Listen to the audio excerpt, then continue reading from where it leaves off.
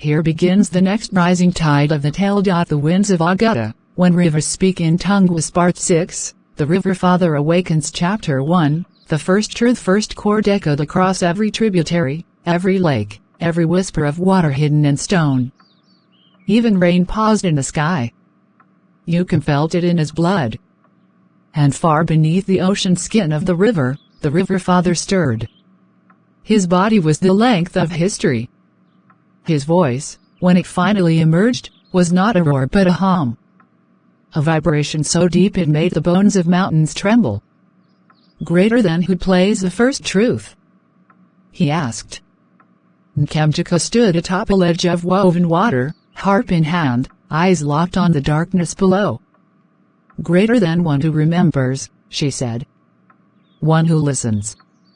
The river father did not rise, but the river around her bent as if kneeling. Chapter 2, The Weeping Waters. As the river father stirred, the rivers of Agata wept.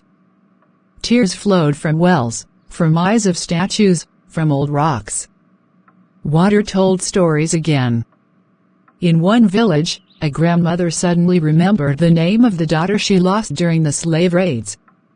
In another, a boy with no tongue began to hum an ancient war song.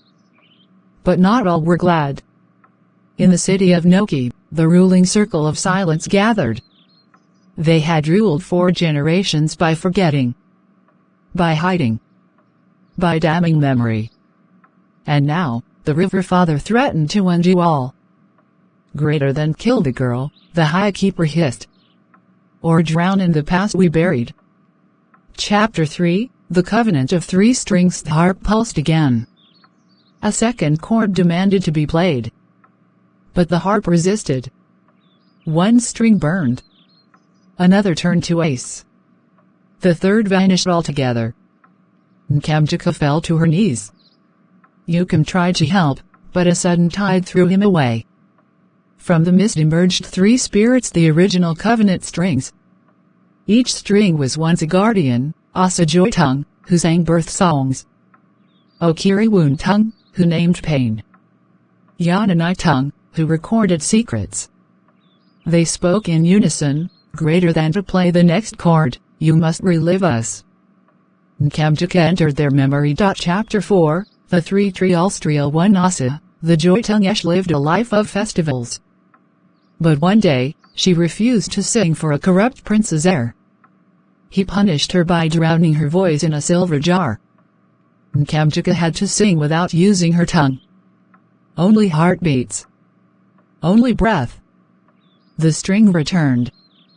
Trial 2, Okiri, the Woontongue sang of betrayals in a time when people wanted only celebration. He was buried under the palace steps.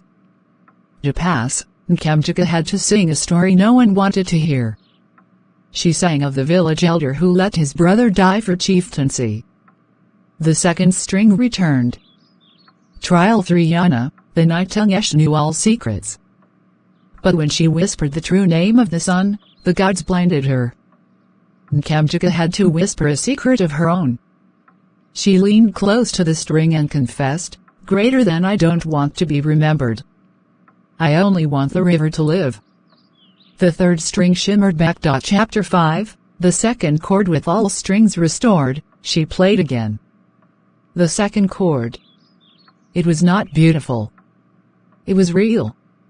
It carried pain, love, betrayal, joy, hunger, birth, and decay. The river father opened one eye. The river lifted into the sky. Fish floated midair. Raindrops fell upward. Memories flooded villages. People collapsed, remembering things their ancestors had forgotten. One child whispered the name of the first flame. A widow remembered her husband's last word. A masquerade fell and wept, realizing it had been dancing for nothing for 800 years. Chapter 6, The Curse of Flood Memory. But with memory came madness. Some could not handle what they now remembered. A man in Amuk tore off his skin, screaming he could still feel the chains of a forgotten warlord. A woman in Izaga drowned herself after remembering that her twins had been left to die in a gourd. Nkamjika felt the guilt crush her. Greater than what have I done? She asked. IGG, from the harp, whispered, greater than you gave them what they buried. Memory is a river when it floods, it does not ask whom it saves. Chapter 7, The River Father Rises. At last, the River Father rose. He was not a man. Not a beast. He was water-wearing shape. Eyes like storms. Limbs like tributaries. His beard was a waterfall that sang lullabies to orphans. He bowed to Nkemjika. Greater than you have called me. She bowed in return. Greater than I have one final chord. He lifted her. Placed her upon his shoulder. Greater than play, river tongue. And awakened the last silence. But just before she strummed the final chord, the sky tore open. And from the heavens came the elders of drought gods who fed on forgotten things. Their leader screamed, greater than no river shall remember without our permission. The final battle would not be against men, but against those who fed on silence. Here flows the next surge of our tale. The winds of Agata, when rivers speak in tongues. Part 7, The Gods Who Eat Forgetting. Chapter 1, The Sky That Broke Open. The sky cracked like a calabash of thunder. From the wound above the world, the elders of drought descended, 7 faceless beings dressed in veils of dust and silence. Their names were not spoken aloud but carved into the backs of those who feared them: Ahenga, keeper of amnesia; Torum, drinker of song; Shirika, silencer of mourning; Gatuif, collector of unnamed children; Baezi, breaker of holiness; Har, blindfolder of history; Zulu, high mouth of forgetting. Their mouths did not open, but their words echoed in every throat. Greater than the rivers will not rise. The past will not walk. The names will stay buried. Chapter 2, The Stand of the River Father. The River Father towered above the land. He roared a current that split mountains. His beard lashed out like waterfalls, trying to drown the elders. But their dust swallowed the water. They stepped on the tide and turned it to ash. One by one, they pointed at Nkemjika. Greater than it is her harp. She is the root. Sever her, and the river forgets again. Yukum stepped between them. He held no weapon, only a drum made from the skin of a truth-teller. He struck it once, and the land shook. Greater than you will not touch her, he said. But the elders laughed if silence could laugh. Chapter 3, The Shadow Songs. The battle was not one of swords or fire, but of memory and oblivion. The harp sang of birth stolen, names erased, languages broken by colonizers' ink.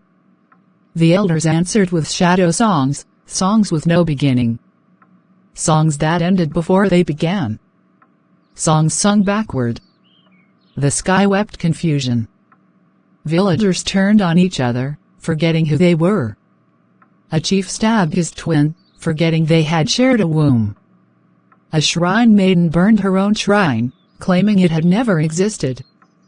Nkemjika's harp flickered. Greater than they are unraveling us, she gasped. Chapter 4, The Mother of First Memory. When all seemed lost, the water beneath the River Father began to spiral. From its deepest well rose an old woman in a robe of woven lullabies. Her name was Nemu, the mother of first memory. Her eyes held all ancestral faces. She whispered, greater than child, memory is not just song. It is blood. It is soil. It is story told even when no one listens. She handed Nkemjika a single hair from her head. It turned into a flute made of lightning and bone. Greater than play the memory of your mother, Nemu said. That which cannot be silenced. Nkemjika remembered. Chapter 5, Nkemjika's mother. Her mother's name was Ifunanya. A weaver of riddles. A singer of lullabies shaped like stars. She died when Nkemjika was 9, swallowed by a sickness that spoke no name. But on her deathbed, she whispered, greater than if they ever silence you, remember my song, Nwem, carry your name like a calabash full of fire. If they break it, let it burn them. Nkemjika played. The flute sang the lullaby. The rivers answered. The villagers remembered. The sky turned blue again. The elders screamed not in pain, but in fear. Chapter 6, the unaming of the eldest elder Ulu, the high mouth of forgetting charged. He spoke a curse to unweave her very existence. But before it struck, Yukim shouted, "Greater than I name you." He drummed Ulu's true origin, a forgotten prince who erased the history of his victims to escape guilt. The river listened. The curse reversed. Ulu shriveled into a child and wept, calling for his mother. The other elders, seeing him fall, tried to retreat into the sky. But the river father raised a single finger. The sky closed. And silence became song again. Chapter 7, the final chord at last, Nkamjika turned to the harp. She played the final chord. Not of war. Not of power. But of remembrance. The names of slaves returned to their descendants. The songs of lost clans reawakened. The masks of forgotten gods wept and danced again. The river father knelt before her. Greater than you have returned the river's tongue. The world will not forget again. Unless it chooses to. Epilogue, the cost, but all memory bears weight. Nkamjika's hair turned white. Yukim lost his voice. And the harp, having sung all names, fell silent forever. They returned to the land, where stories now rose like dawn mist. The river was no longer just water. It was now a library of grief and glory. And in every ripple, a story whispered, "Greater than remember me." Here flows the tide once more. The winds of Agata, when rivers speak in tongue. Was Part 8, the festival of remembering. Chapter 1, the invitation of dust and drums. Rains came first not to flood, but to cleanse. Then came the wind, curling like incense smoke. And then, all across Agata and its distant sister lands, a whisper rippled, "Greater than the festival begins. Bring your dead. Bring your truths." The festival of remembering bones, last held over 500 seasons ago, returned to the world not as celebration, but as restoration. In every village, town, and riverine hut, people awoke with dreams of ancestors tapping their chests, "Greater than come. Dance my name. Speak me whole again." Chapter 2, the harbingers of Bonafire. Before the festival could begin, 13 bone harbingers had to light the ceremonial fires. They were chosen not by blood, but by unsettled truths. A child who remembered songs that had never been taught. A blind woman who saw spirits in palm wine. A man with a scar shaped like his grandfather's last scream. A widow whose shadow whispered in another tongue. Yukim, though voiceless, was chosen. Nkamjika, with her white hair and silent harp, was not yet. She walked with them, her presence igniting forgotten paths. Each harbinger lit a fire atop a mound of ancestral bones. The flames burned blue not from oil or magic, but remembrance. Chapter 3, bones that danced as drums began across the land. The unthinkable happened. Bones rose. Not as monsters. Not as ghosts. But as dancers. Skeletons clothed in kente memory and dust of forgotten names moved across village squares and sacred groves. Each bone remembered a dance, the warriors twirl before battle. The maidens sway after initiation. The elders shuffled it called down rain. Villagers fell to their knees, weeping. They had buried their dead, but not their dances. Children reached out to touch ancestors they'd never known. And the bones smiled. Chapter 4, the mask that did not bow. In the village of Amuru, one bone did not dance. It stood still beneath the moon, wearing a cracked wooden mask of shame. When asked who it was, it simply said, "Greater than I am." The lie they called a hero. This bone belonged to a general who had betrayed his clan during the river wars, but was buried as a savior. Now unmasked, the villagers gasped. Debate broke out. Should this memory be celebrated or buried again? Nkamjika spoke softly, "Greater than truth does not kneel to comfort. Let the bone speak." The masked one danced not with joy, but with grief. And his dance taught the children a lesson sharper than any proverb. Chapter 5, The Rain That Listened festival reached its climax when all the dancers, living in bone, gathered in the valley of Ukabia. There, drums stopped. Voices quieted. Only breath remained. The sky watched. And then, the rain came not as water, but as names. Names fell from the sky like glowing drops. Each one whispered a story, on Wadigwa the girl who drowned saving twins. Azina the slave who poisoned her master to save others. Ifediora the boy born mute who spoke only in dreams. Villagers caught the names with cloth, bowls, even with cupped hands. They would be etched into new family trees, new stories, new songs. Chapter 6, The Challenge of the Forgetful Child. But not all hearts opened. One child, Ameki, spat at the fire. Greater than why must we remember bones? Let the past rot. His words summoned a dark stillness. From the ashes rose a spirit with no face, a creature of erased memory. It touched Ameki's head.